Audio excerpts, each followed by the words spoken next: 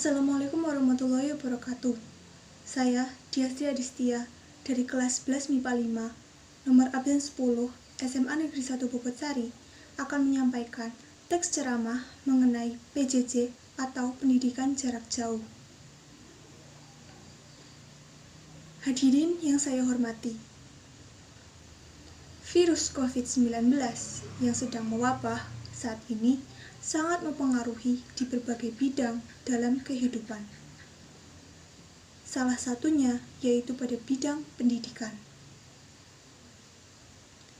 PJJ atau pendidikan jarak jauh diterapkan pada daerah yang termasuk dalam zona kuning ke atas terdampak COVID-19. Hal ini dimaksudkan untuk mencegah penyebaran virus COVID-19 semakin meningkat. Pelaksanaan pendidikan jarak jauh ini terbilang bukan hal yang mudah. Adanya kendala finansial dari siswa merupakan permasalahan utama dari program ini. Sumber dari pelaksanaan PJJ adalah ketersediaan gawai, jaringan yang mencukupi, dan pulsa atau kuota yang digunakan. Tentu, di berbagai daerah memiliki kecepatan jaringan yang berbeda-beda. Namun, apabila jaringan di suatu daerah itu sulit, bahkan tidak ada, maka kegiatan PJJ pun akan terganggu. Ketersediaan pulsa atau kuota juga sangat mempengaruhi pada program ini. Siswa dituntut untuk siap di saat pembelajaran dimulai, sehingga harus tetap online. Namun, apabila pulsa atau kuota habis, maka siswa pun tidak dapat mengikuti pembelajaran, terkecuali siswa yang menggunakan Wi-Fi. Kendala dari siswa yang menggunakan Wi-Fi sendiri yaitu di saat mati listrik, maka Wi-Fi pun akan mati. Sehingga untuk mengurangi kendala yang dialami siswa, pihak sekolah hingga pemerintah mengadakan program pembagian pulsa atau kuota gratis. Namun kembali lagi, tidak semua daerah memiliki jaringan yang cepat dan stabil karena ketidakmerataan pembangunan.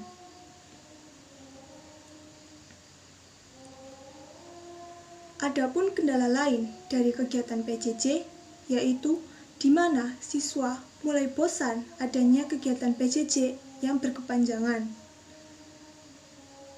Hal ini yang mengakibatkan siswa menjadi kurang pintar dalam mengatur waktu, sehingga tugas-tugas yang diberikan dari bapak ibu guru akan sulit untuk diselesaikan. Bahkan ada juga siswa yang hanya mengisi presensi kehadiran, namun setelahnya tidak mengikuti pembelajaran. Ada pula guru yang hanya memberikan tugas, namun tidak disertakan pembahasan sehingga siswa kurang paham akan materi yang dipelajari. Keterlambatan jam pembelajaran ataupun guru yang memberikan tugas di luar jam pembelajaran juga yang menjadikan tugas siswa menjadi terus bertambah dan tidak selesai-selesai. Ada siswa yang dapat mempelajari materi secara otodidak, ada pula yang tidak bisa mempelajari materi secara otodidak. Sehingga di saat ujian, ada beberapa siswa yang tidak 100% mengerjakan ujian sesuai kemampuan. Karena peluang untuk menyontek sangat mudah pada kegiatan PJJ ini. Pembelajaran jarak jauh ini dapat berdampak pada kesehatan mental siswa. Kehilangan akses secara langsung terhadap orang-orang yang dipercaya seperti guru dan teman bisa berdampak buruk pada kesehatan mental. PJJ juga menimbulkan perasaan cemas dan khawatir. Kurangnya interaksi dan sulitnya penyesuaian pembelajaran menurut penelitian yang dilakukan oleh Butch J. berjudul How COVID-19 Regular School Closures Could Impact DC Student Proficiency in 2020-2021 menyebut bahwa butuh bertahun-tahun bagi siswa untuk memulihkan kebiasaan hingga mengembalikan pengalaman pembelajaran yang telah hilang. Oleh karena itu, hendaknya guru atau siswa harus lebih kreatif dan inovatif dalam melaksanakan kegiatan pendidikan jarak jauh ini. Siswa harus pandai dalam mengatur waktu, dan guru juga harus mengerti akan keadaan siswa dalam kegiatan PJJ. Karena kita tidak tahu sampai kapan kegiatan pendidikan jarak jauh ini berlangsung. Kita harus menunggu hingga keadaan di negara hingga dunia ini membaik akibat virus COVID-19 ini.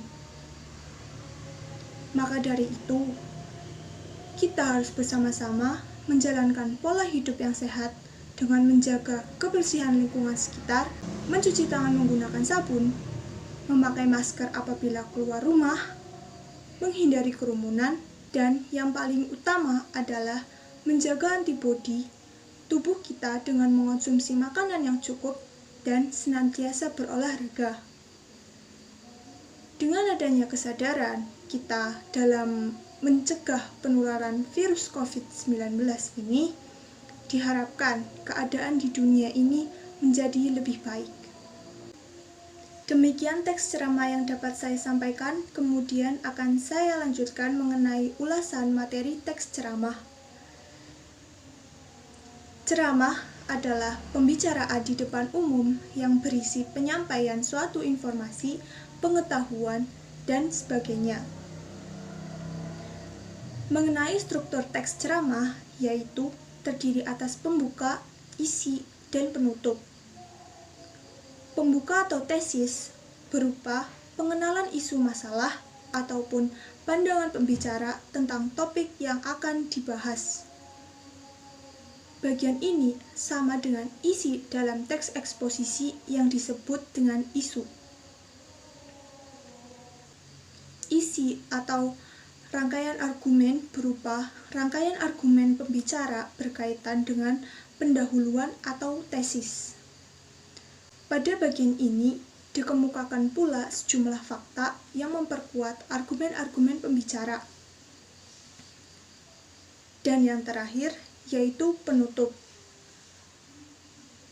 yaitu penegasan kembali atau pernyataan-pernyataan sebelumnya. Kemudian, kaidah kebahasaan dalam teks ceramah meliputi 1. Menggunakan kata ganti orang pertama atau tunggal dan kata ganti orang kedua jamak sebagai sapaan. Kata ganti orang pertama yakni saya, aku. Mungkin juga kata kami apabila penceramahnya mengatasnamakan kelompok. Teks ceramah seringkali menggunakan kata sapaan yang ditujukan pada banyak orang seperti hadirin, kalian, bapak-bapak, ibu-ibu, saudara-saudara. 2. Menggunakan kata-kata teknis atau peristilahan yang berkenaan dengan topik yang dibahas. 3. Menggunakan kata-kata yang menunjukkan hubungan argumentasi sebab akibat. Misalnya, jika, maka, sebab, karena, dengan demikian, akibatnya, oleh karena itu. Selain itu, dapat pula digunakan kata-kata yang menyatakan hubungan temporal ataupun perbandingan atau pertentangan, seperti sebelum itu, kemudian, pada akhirnya, sebaliknya, berbeda halnya, namun. 4. Menggunakan kata-kata kerja mental seperti diharapkan, memprihatinkan, memperkirakan, mengagumkan, menduga, berpendapat, berasumsi, menyimpulkan. 5. Menggunakan kata-kata persuasif seperti hendaklah, sebaiknya, diharapkan, perlu, harus. Adapun amanat dalam teks ceramah yang saya sampaikan meliputi siswa harus pandai dalam mengatur waktu dalam kegiatan pembelajaran jarak jauh.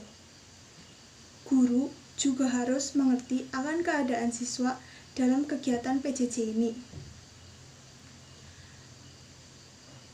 Guru ataupun siswa lebih kreatif dan inovatif dalam menjalankan kegiatan pendidikan jarak jauh ini. Dan jangan lupa untuk selalu menerapkan 3M dan menjaga lingkungan sekitar tetap bersih untuk mengurangi penularan COVID-19. Sekian yang dapat saya sampaikan. Apabila terdapat banyak kesalahan, saya mohon maaf. Wassalamualaikum warahmatullahi wabarakatuh.